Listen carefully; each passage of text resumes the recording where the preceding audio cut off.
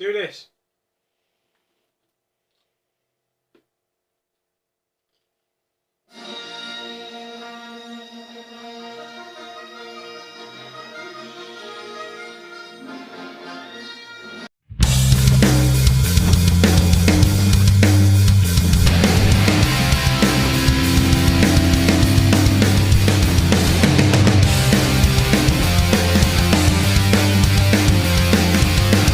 Hello YouTube, LJ Draco here. Yes, this is the movie review for Wednesday, and it is Star Wars The Force Awakens 3D movie review. Basically, meant to do this video earlier this morning, but as I put up a video earlier this morning saying that I was trying to record it, what happens is I'm in a house with a lot of people. It's not just me and my missus living here. You know, there's like a ton of people living in this one house, and sometimes there's like restrictions during the day, so it's kind of hard. And because I like being like loud for you guys to understand me and have enough energy to actually do my videos, it's kind of hard to do it when there's, you know, there's no strength or focus, especially when you're ill and there's constant noise. So I'm going to get this done for you today. I promise you guys a proper big, really in-depth review based on Star Wars The Force Awakens. I'm even wearing this shirt. As you can see, I'm wearing this shirt. By the way, I apologize for the funny intro to this video. Yeah, sorry about that. Just kind of felt like I wanted to do it. Anyway, let's get started. So 30 years after Return of the Jedi. So yes, we're just getting to the characters anyway, because I mean, like, that's the more important thing. Sorry, I know I'm adjusting it all. It's just, like I said, because there's still things moving around, it's a bit tricky. But anyway, let's do it. Let's just do it. So, instead of introducing the characters along with the movie, right, so you guys know who the characters are to begin with, I'm just going to go through them, right? So we have John Boyega playing FN2187. I think that's right. Also known as Finn. The first thing I ever saw him was Attack the Block, and I'm sorry, but that was a very, very bad movie. But he seems to have done quite well. Then we've got Oscar Isaac as Poe Dameron as the pilot for the Resistance, and he's accompanied by his fighter pilot droid BB-8. We also get Gwendolyn Christie as Captain Phasma. Now, if you don't know who she is Brienne of Tarth from Game of Thrones. She's a badass. Daisy Ridley as Rey. We get Adam Driver as Kylo Ren. Which, I'm just going to say quickly, is it me or does Kylo Ren... Oh, is it me or does he look like a very, like, young clone of Snape? Yeah. Like, if they ever have to do a, like, Harry Potter movie based on when all the teachers were students, I think he would make a very good young Snape if he could do a British accent. I think they should try that one time. Right, they've obviously got Harrison Ford back as Han Solo and Carrie Fisher as Princess Leia. So, you know, let's just get into it. Sorry, I'm a bit all over the place. There's a lot to talk about.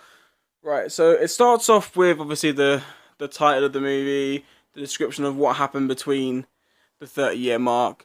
It opens up to a scene of an Imperial ship, or a First Order ship now, with a couple of mini-ships shooting down a couple of First Order soldiers. Now, they're not clone troopers, they're not stormtroopers, they are First Order soldiers, which means that they're not clones or anything. They are kids or children who were taken at a young age and then genetically, like, trained to be soldiers. Poe Dameron is on this island, this planet thing, and he's talking to a guy, and this guy hands him a map to where Luke Skywalker's location is. Yeah, so he gets attacked by a bunch of First Order soldiers, and basically, you know, Poe's trying to escape. He gets to his ship with BB-8. Ship starts getting attacked, so he goes, "Do you know what, fine." Gives the map to BB-8 and tells BB-8 to go on without him, and they will catch up to him later. Next thing you know is you hear the new Darth entrance kind of theme, and the ship comes down, and we get to see Kylo Ren, who is, is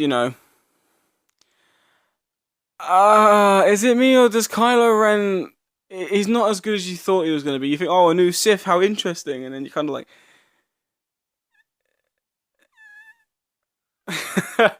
There's no other way to really explain it much.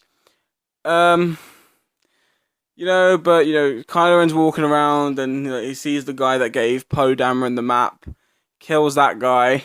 Spoiler. Poe Dameron shoots his blaster at him, and Kylo just like turns around and stops the blast and Kylo in its tracks.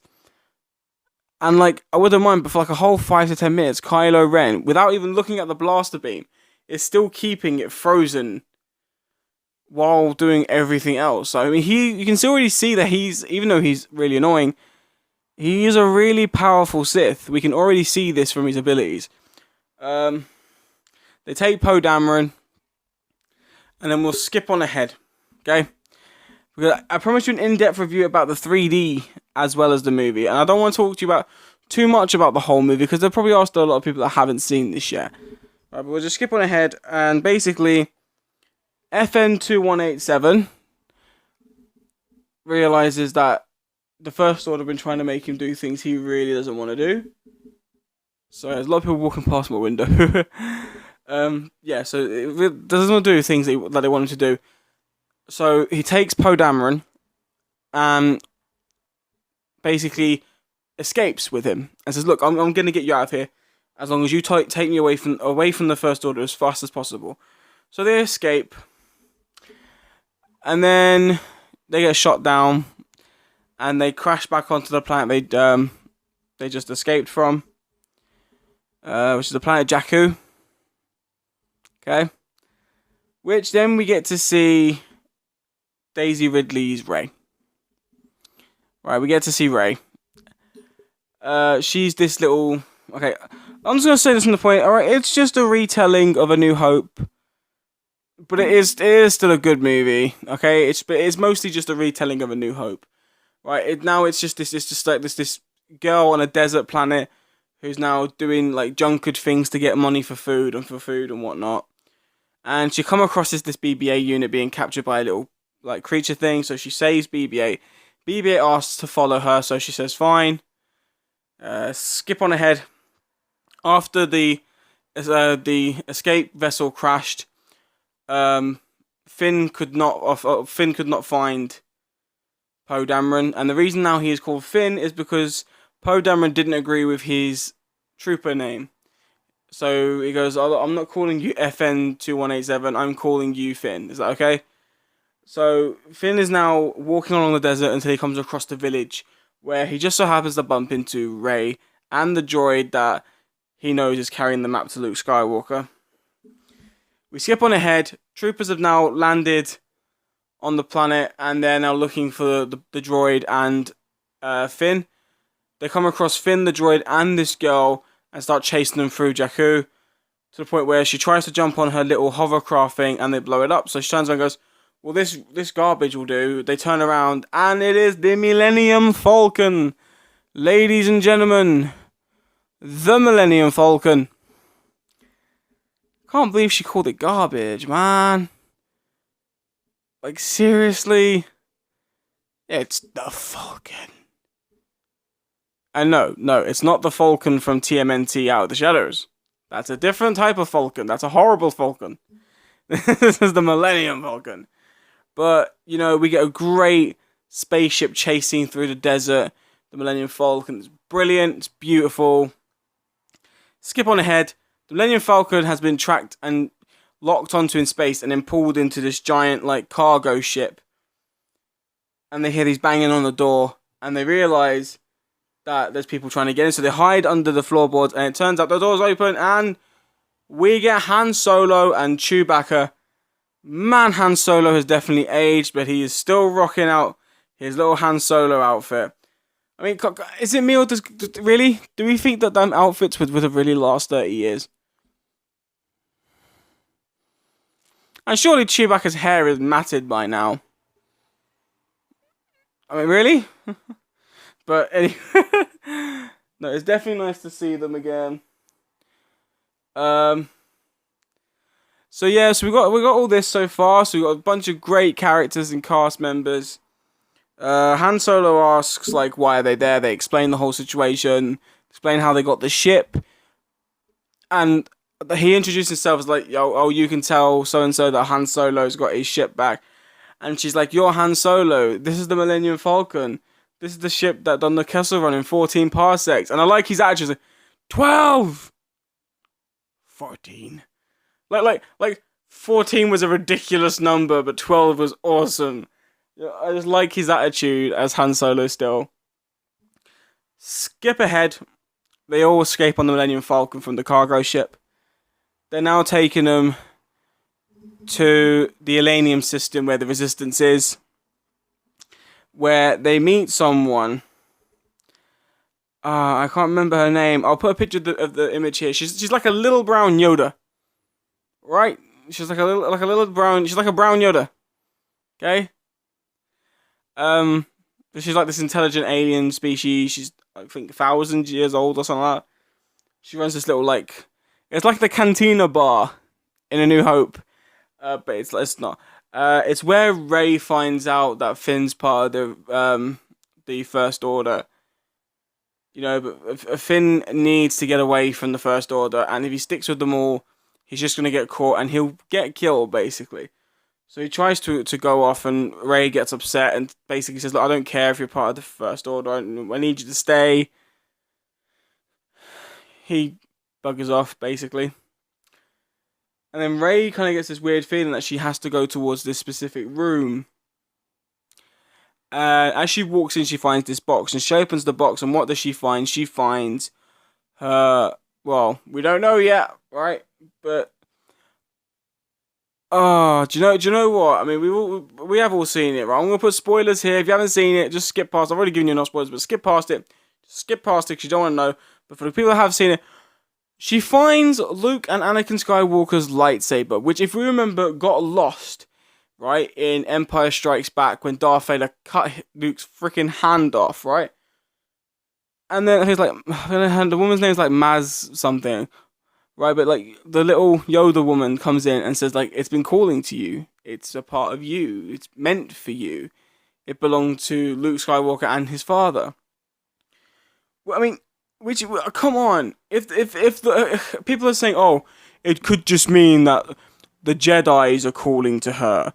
Why would it be specifically Luke's and Anakin's lightsaber, unless she was related to Luke or Anakin Skywalker? I mean, come on. Come on. It's just gotta be, right? It makes sense. But anyway, we skip ahead. Kylo finds the Resistance base and kidnaps Rey. Han and Finn get introduced now to Princess Leia. She comes back. She also looks really bad, but she's still kicking it as Leia. She's still got her attitude. And then C-3PO decides to cock block Han Solo. Like, they're having a moment. Leia and Han, they're just staring at each other, and then C-3PO's like, Han Solo. Oh, what, you robot cock block? He does. Seriously. He just destroyed that moment between them. Right, so we skip ahead. They're at the Resistance System base now. And they find out that R2-D2 is still there, but R2-D2 shut down after Luke left, and no one knows why. They come up with a plan. They find out that the First Order have a planet that's designed like a Death Star in its core, and they're using the core of the planet to destroy other planets. So, it is A New Hope remade, because now the Resistance have to fly down onto the planet and hit the Death Planet's weak point. But Han, Finn and Chewie all go off on the mission to go and rescue Rey. Skip ahead. they found basically Kylo tries to do his mind tricks on Rey to find out information about the map and about the resistance stuff like that, resistance like actual base. And she realizes that she can resist the mind tricks, and she can resist the torture that he puts upon people. And she also practices to get out her own Jedi mind tricks by tricking a guard into leaving the door open, dropping his blaster. Finn, Han, and Rey all bump into each other. Then Han and Finn have to plant these charges on the inside of the Death Planet to blow up the main reactor for it. And as they're doing it, Han spots Kylo Ren walking along this giant plank thing. And, Han runs up to the end of it and shouts, "It's either Ben or Kevin. One of them." I'm pretty sure it was Ben, but it might be Kevin. Do you know what? It doesn't make a difference. He shouted one of those names that wasn't Kylo Ren. And Kylo Ren turns around and he asks to take his helmet off. So Kylo takes it off and drops it on the ground. And spoiler alert, blah, blah, blah, skip it if you don't want to know, but obviously it's father and son. And you can see how much hatred Kylo has in his heart towards Han. And Han just wants his son back. Leia just wants their son back. And then we see... Spoiler alert again, quickly skip if you just skip to this bit. Yeah, Kylo just stabs the shit out of Han Solo. I mean, it sucks. Han should not have died, but he even said that he should have died at the end of Return of the Jedi. Han should not have lasted as long as he did. And in fairness, it makes the plot a bit stronger now, because now Rey and Finn have reasons to definitely come back. I'm not going to talk too much about the actual ending, because as I said, there are people out there that want to see it. I'm sorry if this review wasn't as in-depth as you guys thought. I don't want to tell the entire movie because you guys don't have enough time or want to have enough time to sit there and watch this entire thing. Plus, I've still got the 3D to go on about yet, guys. Shit. So that's just the movie parts I am talking about. I hope you guys enjoyed that part of the review. If you feel like I should have talked more about it, let me know. Maybe at some point in the future I can do an actual full-on movie review where I can go through every little scene detail by detail. But let's just get into the 3D, guys. Okay, this is the thing I hate talking about, because you guys never know what I'm gonna say about 3D until I've seen it, and I feel bad because sometimes I could seem really positive about the movie when I'm talking about the movie until I get to the 3D, but I'm just gonna let you know now, it's widescreen again, which is one of the biggest letdowns because this film had so much potential. But as 3D movies go, it's not the best, but it is still great. If anything, it's got the same kind of 3D as Warcraft, which is, it's just cinema 3D. You don't get really many pop-out scenes. You only get one really pop-out-ish scene. The rest just looks really in-depth, but still looks really awesome. When the lightsaber battles, when the ship chases and stuff, it does look really good. So I'm going to give this review the rating along with the 3D. It is an enjoyable movie. I probably can watch this more than once a week if I was really in the mood for it. But in fairness, if I want to watch this movie, I'd much rather watch it in 2D and stretch my screen so I can get the full screen experience. I think the 3D is only for when I can get like a bigger TV. I think I kind of feel like my 32-inch 3D TV doesn't give it enough justice. Even though I love my 3D TV, my 32-inch 3D TV is one of the best TVs I've ever owned.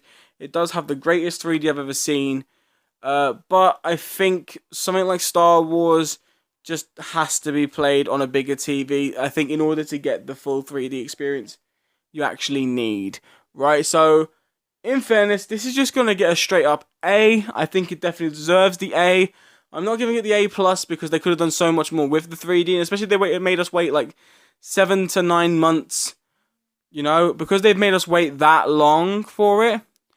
I think that maybe we should have just obviously, got what we deserved and got a full screen, got better 3D, but clearly we didn't. But it was a nice little thing. It was a nice setup. Yeah, so I hope you guys enjoyed this video. Like I said, I'm sorry if you didn't enjoy this review. But if you did, please show your support by clicking that subscribe button down below.